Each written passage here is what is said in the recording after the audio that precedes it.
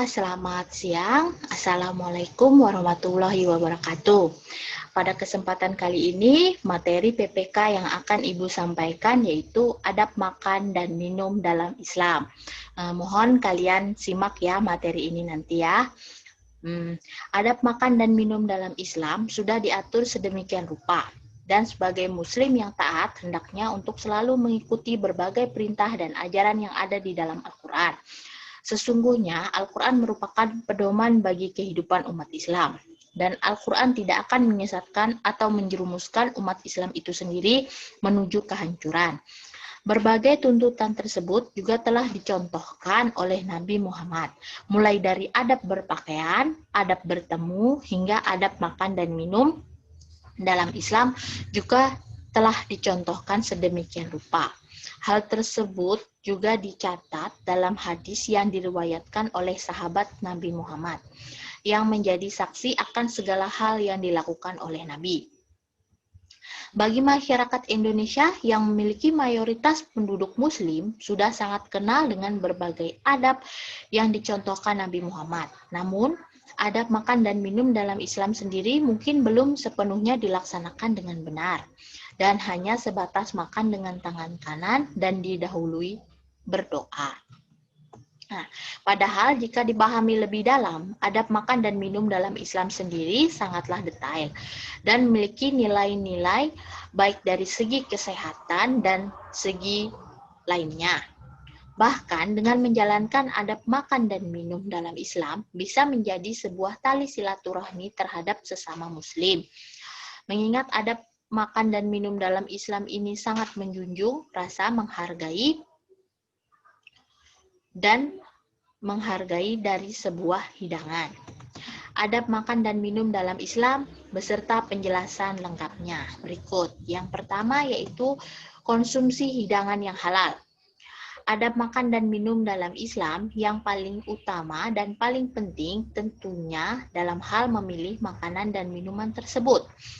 Selalu usahakan dan pastikan jika makanan atau minuman yang akan dikonsumsi merupakan hidangan yang halal. Allah sangat melarang umat muslim mengonsumsi sesuatu yang haram karena akan sangat banyak sekali kerugian yang didapatkan. Kewajiban muslim tersebut telah Allah perintahkan dalam Al-Quran surat Al-Mu'minun ayat 51 yang memiliki makna, hai Rasul-Rasul, makanlah dari makanan yang baik dan kerjakan amal yang saleh. Sesungguhnya aku maha mengetahui apa yang kamu kerjakan. Nah, kemudian yang kedua yaitu mencuci kedua tangan. Hal yang sangat sederhana, namun untuk masa sekarang ternyata menjadi hal yang wajib dilakukan demi menghindari terjangkitnya virus COVID-19. Bayangkan saja, Islam telah mengajarkan untuk mencuci tangan sejak ribuan tahun lamanya sebelum orang zaman modern baru sadar jika mencuci tangan merupakan hal yang wajib dilakukan agar terhindar dari penyakit. Hal tersebut dijelaskan dalam hadis dari Aisyah radhiyallahu anha. Beliau berkata, Rasulullah jika beliau ingin tidur dalam keadaan junub, beliau berwudu dahulu. Dan jika beliau ingin makan dan minum, beliau mencuci kedua tangannya. Baru setelah itu beliau makan atau minum. Kemudian yang ketiga yaitu doa sebelum makan. Setelah mencuci kedua tangan, maka selanjutnya adalah dengan berdoa sebagai sebuah rasa syukur terhadap rezeki berupa makanan yang diberikan oleh Allah Subhanahu wa Ta'ala. Anjuran untuk berdoa tersebut sesuai dengan sabda Nabi Muhammad yang berbunyi, apabila salah seorang di antara kalian makan, hendaklah ia membaca bismillah dengan menyebut nama Allah. Jika ia lupa membacakannya sebelum makan, maka ucapkanlah bismillahi fi awalihi wa akhirihi. Sedangkan doa untuk makan sendiri berbunyi, Allahumma barik lana fima rozaqtana wa qina azabannar. Nah, arti dari doa mau makan tersebut yaitu, ya Allah, semoga Engkau berkenan memberikan berkah kemanfaatan kepada kami atas apa yang telah Engkau anugerahkan kepada kami dan semoga Engkau berkenan menjaga kami dari siksa api neraka yang menyakitkan. Yang keempat yaitu menggunakan tangan kanan. Setelah berdoa, selanjutnya Nabi Muhammad sangat menganjurkan agar makan dengan menggunakan tangan kanan.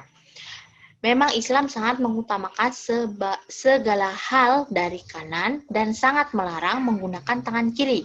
Nabi Muhammad SAW bersabda, "Jika seseorang dari kalian makan, maka makanlah dengan tangan kanannya, dan jika minum, maka minumlah dengan tangan kanannya, karena setan makan dan minum dengan tangan kirinya." Jadi kita tidak boleh mencontoh ajaran setan, kita harus mencontoh ajaran Nabi Muhammad, yaitu menggunakan tangan kanan. Yang kelima yaitu tidak mubazir. Agama Islam sangat melarang umatnya untuk melakukan sebuah kegiatan yang sia-sia atau mubazir. Bahkan Allah sangat melaknat orang-orang yang berlebihan dalam melakukan segala sesuatu, baik dari berpakaian, dalam hal makan dan minum. Umat muslim sangat dianjurkan untuk makan dan minum secukupnya. Jika sampai ketika makan, justru mengambil porsi makanan yang terlalu berlebihan dan makanan tersebut tidak habis karena kekenyangan, yang paling parah adalah rasa kekenyangan tersebut berakhir pada dibuangnya makanan yang masih tersisa. Allah telah berfirman dalam Al-Quran surat Al-A'raf ayat 31, yang artinya, "Hai anak Adam, pakailah pakaian yang indah di setiap memasuki masjid. Makan dan minumlah dan janganlah berlebih-lebihan. Sesungguhnya Allah tidak menyukai orang-orang yang berlebihan." Nah, kemudian yang keenam yaitu jangan mencela makanan. Seperti yang sempat disinggung pada awal materi di atas, bahwa adab makan dan minum dalam Islam sendiri dapat menjaga sebuah hubungan silaturahmi antara sesama manusia.